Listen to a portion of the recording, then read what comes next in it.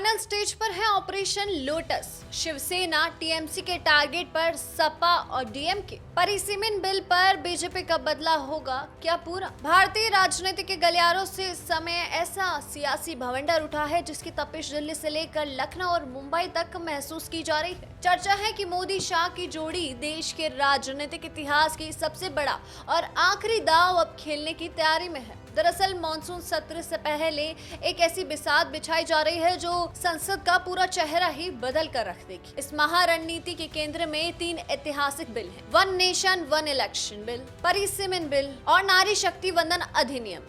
इन बड़े संवैधानिक बदलावों को पास करने के लिए लोकसभा में 2/3 बहुमत की जरूरत है और इसी नंबर गेम को सेट करने के लिए विपक्ष के किले में एक साथ खलबली मच गई है। दिल्ली की इस बिसात की सबसे ताजा और सबसे बड़ी आंच उत्तर प्रदेश और महाराष्ट्र में देखने को मिली। दरअसल सपा प्रमुख ओम प्रकाश राजभर और डिप्टी सीएम केशव प्रसाद मौर्य के दावों ने यूपी की सियासत हिला कर रख दी है।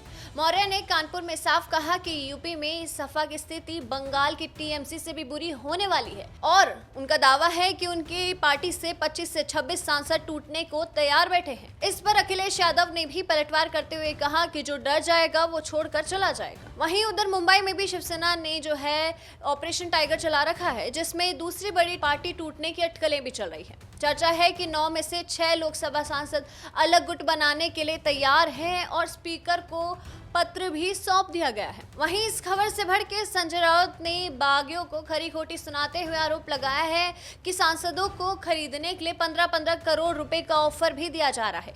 टीएमसी, शिवसेना और सपा में मची इस हलचल के बीच 2/3 बहुमत के लिए अभी भी करीब 44 सांसदों की जरूरत है, जिसके लिए अगला निशान अब तमिलनाडु की डीएमके को भी बताया जा रहा है। अब बात करते हैं कि आखिर इन 3 बिलों से कैसे बदलेगी भारत की स्थिति और भारत की तस्वीर। ये पूरी जोड़ तोड़ सिर्फ सत्ता का खेल नहीं बल्कि देश के पूरे ढांचे को बदलने की तैयारी है। वन नेशन वन इलेक्शन, बार बार होने वाले चुनावों के खर्चे और आचार संहिता की झंझट खत्म कर पूरे देश में एक साथ चुनाव करवाना। वहीं दूसरा है परिसीमन बिल, बढ़ती आबादी के हिसाब से लोकसभा सीटों को 543 से बढ़ाकर अब 850 करना, जिससे राज्यों का राजनीतिक वजन बदल जाएगा। और तीसरा है महिला आरक्षण, संसद और विधानसभाओं में महिलाओं को 33% आरक्षण देकर पूरी तरह प्रभावी बनाना। तो साफ है कि मोदी शाह का ये अब तक का सबसे बड़ा मास्टर स्ट्रोक और चाणक्य नीति मानी जा रही है। साम दाम दंड भेद से विपक्ष के कुनबे को भेद कर नंबर गेम जुटाया जा रहा है